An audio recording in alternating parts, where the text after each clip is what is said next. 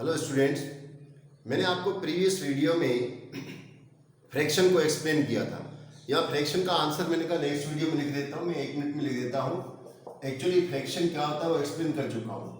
Friction एक force होता है। Friction is a force. कौन सा? दैट, जो कि विरोध करता है, रेजिस्टेंस करता है, रेजिस्ट करता है, resist the motion of surface, motion of another body. कब? when surface of one body comes contact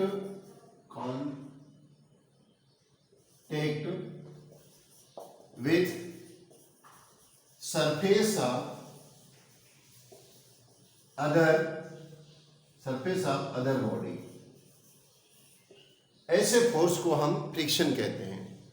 एक बार फिर से, जैसे ये एक क्या है, ये एक मार्कर है और ये दूसरा मार्कर है।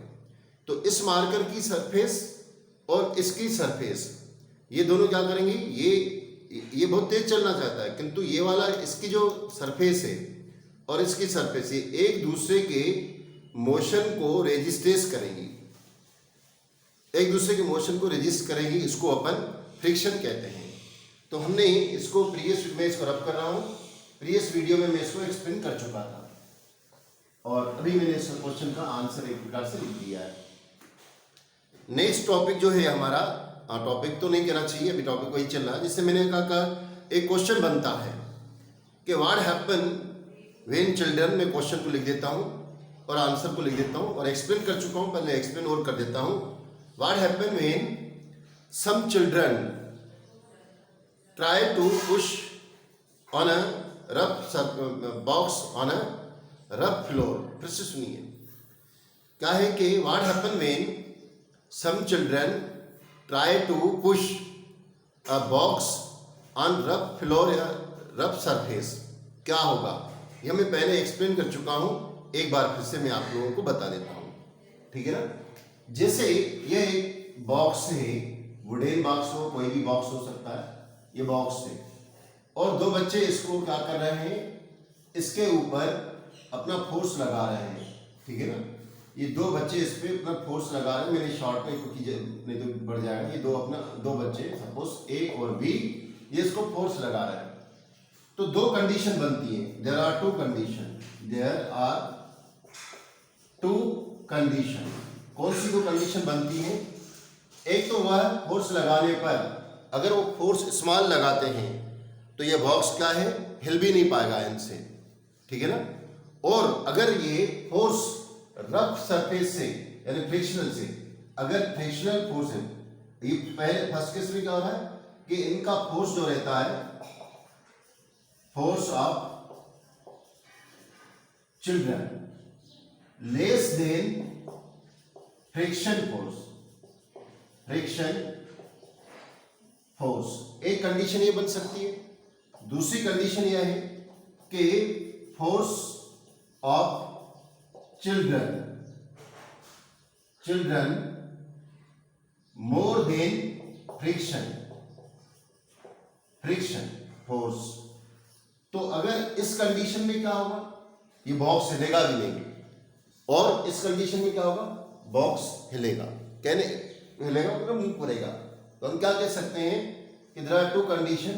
इफ द एक्सर्ट फोर्स या applied force by the two children less than frictional force, then wooden box या बॉक्स डज नॉट मूव नहीं करेगा। दूसरे केस में बताएंगे, if the force, harder force applied by children on box greater than friction force, या harder force अपने आप में ज्यादा है। If the student apply the harder force than the friction force, then box will be moved, box जो है वो चलने लगेगा। क्लियर? तो यह हुआ आपका इस क्वेश्चन का आंसर। आप इस तरीके से इसको लिख के आ सकते हैं और शॉर्ट में इस तरीके से इसको बता सकते हैं। चाहे तो नोट करें, मैं रब कर रहा हूं। अब इसमें नेक्स्ट आपका टॉपिक आपकी बुक में ये भी दिया गया है इसी टॉपिक में कि अगर आप साइकिल चलाते हैं तो क्या होता है, आप क्या फील करते हैं। साइकिल चलाते समय क्या होता है? साइकिल चलाते समय हम क्या करते हैं, कई बार पेडलिंग को स्लो कर देते हैं। या पेडलिंग को दो कंडीशन होती है इसमें भी। अगर हम स्टॉप पेडलिंग, अगर हम पेडलिंग को बंद कर देते हैं, स्टॉप कर देते हैं, तो क्या हो जाता है, साइकिल की स्पीड स्लो डाउन हो जाती है। Cycle move in slow down और अल्टीमेटली रुक जाती है। Why? Because the friction force acting on opposite direction of the moving bicycle. पहले क्वेश्चन में अपन क्या लिखेंगे, when we stop the pedalling on bicycle it will be, it begins slow down हो जाएगी। क्यों? because acting of frictional force on bicycle. If we want to keep continue moving our bicycle, we will have to continue pedaling. Clear? इसका answer क्या होगा? ये topic दिया गया है क्योंकि टॉपिक तो एक्सप्लेन कर चुका हूं मैं। फिर से इसका आंसर क्या लिखेंगे कि दो कंडीशन में, when we stop pedalling, pedalling को स्टॉप कर देंगे, pedalling, then bicycle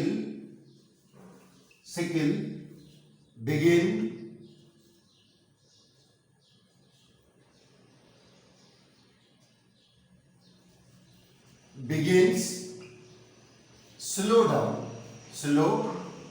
down because, reason बता देंगे इसके, because frictional force acting on bicycle, acting on आप इन पहले ये लिख देते हैं, in opposite direction of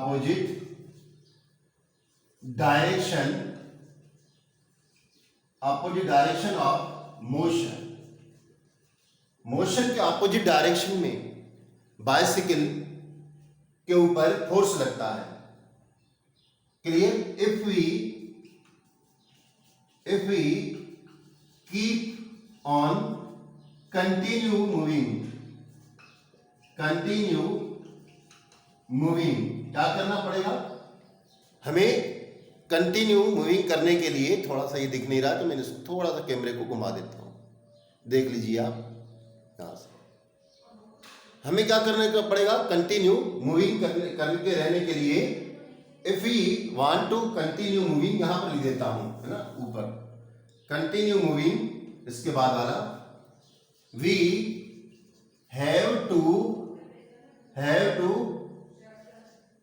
pedaling continue, have to pedaling, मैं इतना शॉर्ट में लिख देता हूं, पेडलिंग। हमें यह साइकिल को चलाएंगे तो अगर हमने स्टॉप कर दिया पेडलिंग तो साइकिल की स्पीड कम हो जाएगी, और अगर हम चाहते हैं कि साइकिल कंटिन्यू चले तो उसको अपन को कंटिन्यू पेडलिंग भी करते हुए जाना पड़ेगा। आप चाहें तो इसका स्क्रीनशॉट ले लें, है ना, तो मैं इसको रब कर रहा हूं। देखिए एक क्वेश्चन होता है, यहां पर मैं केवल उसको ज़्यादा डिटेल नहीं बता रहा हूं।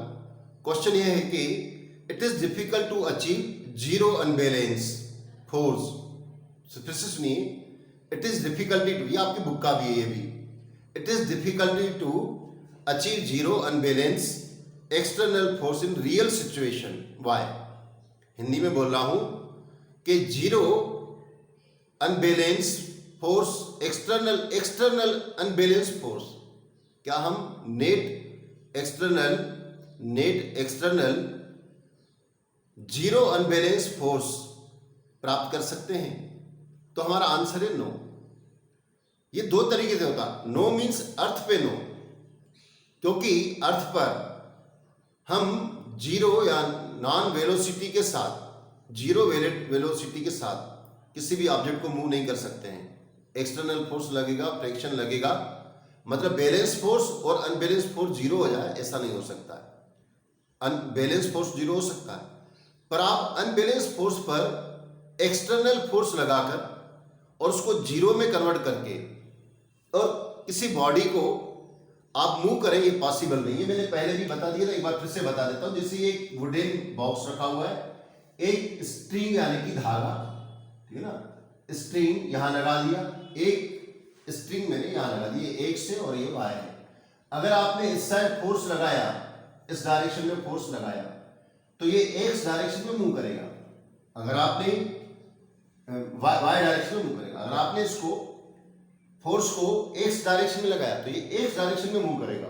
किंतु आपको मैं बैलेंस फोर्स, ये अनबैलेंस फोर्स कंडीशन में आपको कि हम बैलेंस फोर्स लगा बना दे, कब? अनबैलेंस फोर्स के ऊपर, अनबैलेंस फोर्स के ऊपर एक्सटर्नल फोर्स लगा के, एक्सटर्नल फोर्स लगा के तो आप ये बना सकते हो बैलेंस फोर्स।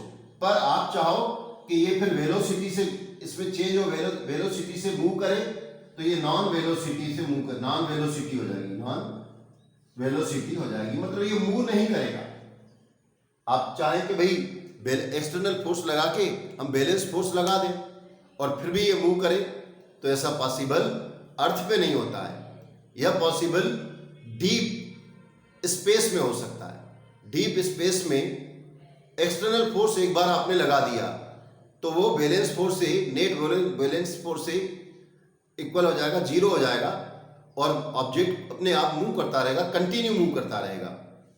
तो इस क्वेश्चन को अगर आ जाए तो अपन इस तरीके से हम सॉल्व कर सकते हैं। क्लियर? इस डायग्राम को ड्रॉ करें, मैं रब कर रहा हूं। बच्चों नेक्स्ट टॉपिक है law of motions, first law of motion. परंतु फर्स्ट लॉ ऑफ मोशन को एक्सप्लेन करने से पहले मैं एक ग्रीक साइंटिस्ट जो आपकी बुक में दिया गया है, जिसका नाम है गैलीलियो, मैं इसके बारे में आपको बताना चाहूंगा। स्पेलिंग आपको नहीं दिख रही होगी, यहां से लिख देता हूं, गैलीलियो ये इटली का साइंटिस्ट था, इटालियन था। इनने क्या किया था, सबसे पहले उन्होंने, इनका जो इंटरेस्ट था वो फिजिक्स में और मैथमेटिक्स में था, किंतु इनके फादर चाहते थे, गैलीलियो के फादर चाहते थे कि मेरा बेटा डॉक्टर बने, और इसलिए उन्होंने इनको मेडिकल यूनिवर्सिटी में एडमिशन दिलाई, और एडमिशन दिलाई, वो कभी वहां पर पास नहीं हो पाया। गैलीलियो ने अपना इंटरेस्ट फिजिक्स में और मैथ्स में रखा। गैलीलियो ने सबसे पहले जो बुक लिखी थी लिटिल बैलेंस, ये जो लिटिल बैलेंस है ये आर्किमिडीज के प्रिंसिपल के ऊपर डिपेंड करता है। आर्किमिडीज के बारे में आप प्रीवियस क्लासेस में भी पढ़ के आए हैं कि अगर हम किसी ऑब्जेक्ट को, जैसे कुएं में पानी खींचते समय रस्सी से बांध के अपन बाल्टी को नीचे पानी में डालते हैं, तो जब तक वो बाल्टी पानी में होती है तब अपन उसको खींचते हैं तो बहुत हल्की महसूस होती है। ऊपर आने पर वो कैसी हो जाती है, हैवी हो जाती है, वजन बढ़ जाता है। आर्किमिडीज ने इसके लिए बायोन्सी नाम का फोर्स दिया था। दूसरा, कोई ऑब्जेक्ट अगर फ्लोट करता है, तैरता है रिवर में या वाटर पे या लिक्विड पे, तो उसके पीछे रीजन क्या है। जैसे आयरन से बनी हुई शिप वाटर के ऊपर फ्लोट करती है, तैरती है, किंतु उसी आयरन से बनी हुई निडल पानी में डूब जाती है। तो आर्किमिडीज ने इसको डेंसिटी के बेस पर एक्सप्लेन किया। यहां पर जो लिटिल बैलेंस है वो गैलीलियो ने उसी डेंसिटी को रिलेटिव डेंसिटी के रूप में एक्सप्लेन किया।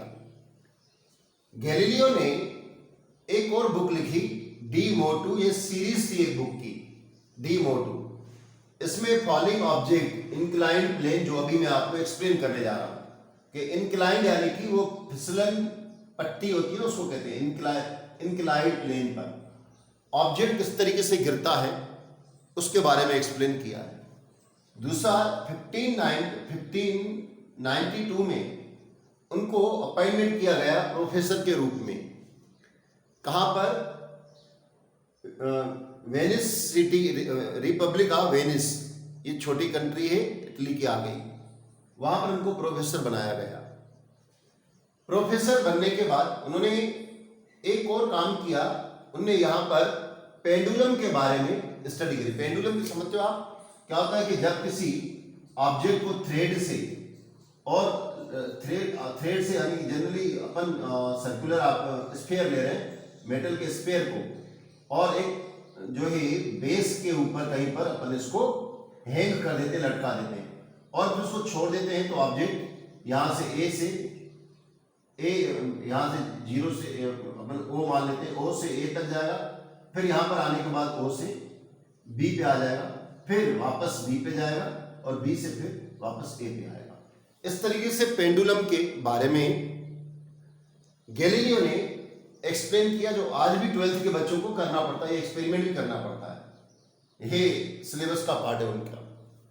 दूसरा 1640 में गैलीलियो ने सबसे पहले पेंडुलम क्लॉक बनाई। आपने, मैं इनको आप नोट कर लीजिए, मैं यहाँ थोड़ा रफ कर रहा हूँ क्योंकि एक्सप्लेन करने के लिए मुझे प्लेस चाहिए। मैं यहाँ से नहीं, नीचे से ये जो कर दिया ना मैंने वो कर दिया, ऊपर तो अभी बताना है, अगली पॉइंट है ऊपर है। तो क्या किया था उन्होंने, एक पेंडुलम वॉच आपने देखा होगा, अभी भी कहीं पर लगी रहती है, ये घड़ी रहती है जो भी रहती है, इसके नीचे एक ऐसा पेंडुलम रहता है और वो मूव कर रहा होता है। इस तरीके से पेंडुलम वॉच को सबसे पहले गैलीलियो ने बनाया था। यूं कहें कि गैलीलियो ने वॉच को ही बनाने का काम जो है क्रेडिट उसको ही जाना चाहिए 1519 में। नहीं तो पहले अपन जैसे बोला जाता था, अपने बड़े बुजुर्ग बोलते थे, टाइम कैसे बताते, 2 पहर 4 पहर, ठीक है ना, 8 पहर, इस तरीके से बताया जाता था। किंतु वॉच को फर्स्ट जो है मैन्युफैक्चरिंग कहना चाहिए या डिस्कवर करना चाहिए, तो पेंडुलम वॉच को सबसे पहले गैलीलियो ने बनाया। इसके बाद गैलीलियो ने क्या करा, एक स्टेरी मैसेंजर नाम की बुक लिखी। इस बुक में उन्होंने बताया कि जो मून है उसके ऊपर माउंटेन है, और इसके अलावा उसके ऊपर रॉक्स वगैरह भी हैं। दूसरा, इसी बुक में गैलीलियो ने बताया कि जो गैलेक्सी होती है वो छोटे छोटे स्टार से मिलकर बनी होती है। वो छोटे स्टार, उन्होंने कहा उस समय का काम है, अब स्टार छोटे नहीं होते, तो गैलेक्सी स्टार से मिलकर बनी होती है, उसने अपनी स्टेरी मैसेंजर बुक में बताया, और मून के बारे में बताया, और गैलेक्सी के बारे में मैंने बता दिया। उनकी दूसरी कौन सी डिस्कवरी थी? Discovery of floating body. Floating body का मतलब है कि अगर कोई बॉडी तैरती है तो किस प्रकार से तैरती है उसके बारे में डिटेल बताया। और नेक्स्ट उसका था, उसको क्राफ्ट मैन के नाम पे जाना जाता है। क्राफ्ट, ये मैंने क्राफ्ट लिखा है, क्राफ्ट मैन के रूप में जाना जाता है। यहां पर इसका ये काम बहुत ही एडमायरेबल था। क्या हुआ था कि गैलीलियो ने टेलीस्कोप बनाया। तो क्या पहले टेलीस्कोप नहीं थे, परंतु इतने पावरफुल नहीं थे। गैलीलियो ने जो टेलीस्कोप बनाया वो बहुत पावरफुल था। उस टेलीस्कोप से गैलीलियो ने देखा कि जितने भी प्लैनेट्स हैं वो सन के चारों ओर मूव कर रहे हैं। अच्छा, एक बात और मैं आपको बता, यहाँ से मेरे से मिस्टेक हो गई, मिस्टेक तो सॉरी नहीं कहना चाहिए, मतलब स्लिप हो गई माइंड से। गैलीलियो ने सन के बारे में भी बताया, और बताया कि सन के ऊपर ब्लैक स्पॉट होते हैं। सन के ऊपर ब्लैक स्पॉट होते हैं, वो आज भी साइंटिस्ट लोग देखते हैं। अभी ब्लैक स्पॉट कैसे होते हैं? क्या होता है कि सन पे जो एनर्जी प्रोड्यूस होती है वो न्यूक्लियर फ्यूजन से प्रोड्यूस होती है। अब कहीं पर फ्यूजन कम हो रहा होगा, कहीं पर ज़्यादा हो रहा होगा, तो थोड़ा सा ब्लैक स्पॉट के रूप में दिखाई देता है। अर्थ पर बैठ के ही गैलीलियो ने इतनी बड़ी बात बोल दी, और वो आज भी एक्सेप्टेबल है। गैलीलियो ने बोला कि सन जो है वो सेंटर में रहता है, बाकी सारे प्लैनेट्स उसके सन के चारों ओर मूव कर रहे होते हैं, और कुछ हेवनली बॉडी होती हैं जो प्लैनेट्स के चारों ओर मूव कर रहे होते हैं। क्योंकि उस समय यह विश्वास किया जाता था, बिलीव किया जाता था कि सन अर्थ के चारों ओर चक्कर लगाता है। गैलीलियो ने कहा कि नहीं। गैलीलियो को इसके लिए बहुत सारी प्रॉब्लम को फेस करना पड़ा। गैलीलियो बार बार बोला था कि मैं खुद देख रहा हूं, आप भी मेरे टेलीस्कोप से देखिए कि सारे प्लैनेट्स सन के चारों ओर मूव कर रहे होते हैं। यहीं तक नहीं, गैलीलियो ने जुपिटर के बारे में भी बताया। उसने कहा कि जुपिटर के चारों ओर 4 हेवनली बॉडी है जो जुपिटर के चारों ओर चक्कर लगा रही होती हैं। इसके अलावा गैलीलियो ने सैटर्न के बारे में और वीनस के बारे में भी बताया अपने टेलीस्कोप से देखकर। तो यह गैलीलियो की थोड़ी सी जानकारी, इंट्रोडक्शन आपकी बुक में था तो मैंने एक्सप्लेन कर दिया। अब जो law of first law of motion है उसके बारे में बात की जाए तो जितने भी लॉ हैं 3 लॉ न्यूटन ने दिए, किंतु न्यूटन के ये लॉ जो हैं गैलीलियो के ही काम को आगे बढ़ाकर किए गए। स्टार्टिंग गैलीलियो ने करी। कैसे करी उसको देखिए। गैलीलियो ने क्या करा, ऐसी एक फिसलन पट्टी जिसको अपन इंक्लाइंड कहते हैं, इंक्लाइंड फिसलन पट्टी लगाई। यहां ए पॉइंट मान लेते हैं। गैलीलियो ने क्या कहा, क्योंकि उस समय यह, जिस समय गैलीलियो ये एक्सपेरिमेंट कर रहा था उस समय यह चलता था, जो अवधारणा कहते हैं जिसको, यह थी, यह माना जाता था, ऐसा बिलीव किया जाता था कि कोई ऑब्जेक्ट को अगर आप किक मारते हो तो ऑब्जेक्ट कुछ दूर जाके रुक जाती है। जैसे बॉल को किक मारा तो थोड़ी दूर जाके रुक जाती है। किसी भी ऑब्जेक्ट को अगर अपन मोशन में लाते हैं थोड़ी देर के बाद वो रेस्ट में आ जाती है। तो उस समय की फीलिंग यह थी कि रेस्ट जो है वो ऑब्जेक्ट का नेचर है। क्या था?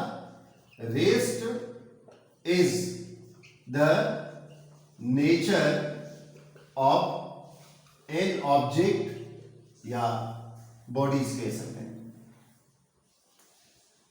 गैलीलियो ने कहा नहीं, ऐसा नहीं है। ऑब्जेक्ट का नेचर रेस्ट नहीं है।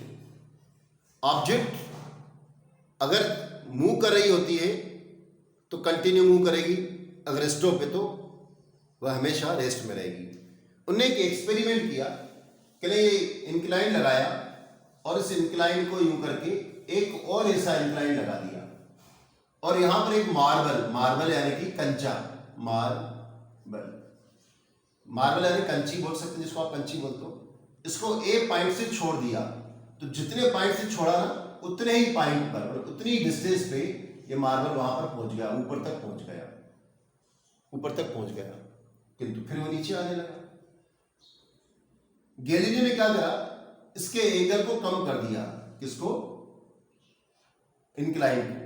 मान लेते उसने ये बी से इसको छोड़ा, अब बी एंगल कम कर दिया तो यह यहां तक पहुंचा इस तरीके से। फिर इसको और नीचे किया, इसको है ना, यहां पर पहुंचा ऑब्जेक्ट ए बी, ऐसा कर देता हूं, बी इसको कर देता हूं बी, फिर ये सी, तो ये डी पर पहुंचा। फिर इसको और कम कर दिया, इसको ई से छोड़ा मार्बल को, तो ये इस तरीके से यहां पर पहुंचा। ठीक है, हाइट उतनी हाइट पर पहुंचना है। इसको हाइट में चेंज नहीं आएगा, मैं इसको ऐसे कर देता हूं। ठीक है, उतनी हाइट तक पहुंचने में ये ई एफ कर देता हूं। आप इसमें क्या देख रहे हो? इसमें हम ये देख रहे हैं कि जिस हाइट से अपन छोड़ रहे हैं तो सेम हाइट तक पहुंचने के लिए ऑब्जेक्ट को इस हाइट, जो प्रीवियस फर्स्ट कंडीशन में उस हाइट तक पहुंचने में ऑब्जेक्ट को ज्यादा डिस्टेंस तय करनी पड़ रही है। इस ए के कंपैरिजन में डिस्टेंस कितनी कवर करी इसने? ए के कंपैरिजन में डिस्टेंस यहां से लेके यहां तक कवर करी। और बी के केस में क्या हुआ कि इसको डिस्टेंस यहां तक पहुंचने में इतनी डिस्टेंस कवर करनी पड़ी। और सी के केस में क्या हुआ, उसको डिस्टेंस कंप्लीट उतनी हाइट पर पहुंचने के लिए इतनी डिस्टेंस को कवर करना पड़ा। मतलब आप जितना एंगल कम करते जाएंगे तो ऑब्जेक्ट उतनी डिस्टेंस, ज्यादा डिस्टेंस पे चलता हुआ जाएगा। ऐसा क्यों हो रहा है? क्योंकि ऊपर जाने पर बच्चों, ऊपर जाने पर फ्रिक्शन बढ़ रहा है। आप नीचे लाते जा रहे हो, फ्रिक्शन कम होता जा रहा है, और आप बिल्कुल सीधा यहां पर ले आओगे तो ये इसे मूव करता हुआ चला जाएगा। मतलब इस डिस्टेंस तक पहुंचने के लिए, बिल्कुल यहां तक पहुंचने के लिए, इस डिस्टेंस तक पहुंचने के लिए ऑब्जेक्ट यहां तक आ जाएगा, इतनी लंबी दूरी को तय कर लेगा। गैलीलियो ने कहा इस तरीके से फ्रिक्शन कम होता चला जाएगा और ऑब्जेक्ट उतना ज्यादा मूव करता हुआ चला जाएगा। गैलीलियो यहां तक ही शांत नहीं हुआ। गैलीलियो ने एक और बहुत बढ़िया बात बताई। क्या बात बताई? गैलीलियो ने कहा, से पूछा गया कि भाई ये तो फ्रिक्शन, इस फ्रिक्शन को कम कैसे किया जाएगा? तो आज उसने क्या बताया कि अगर आप फ्रिक्शन को कम करना चाहते हो, रिड्यूस द फ्रिक्शन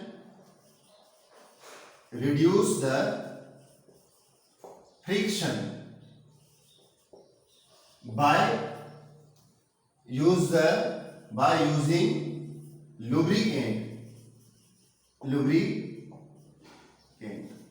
अगर आप फ्रिक्शन को कम करना चाहते हो तो आपको लुब्रिकेंट का मतलब क्या होता है? चिकनाई, स्मूथ।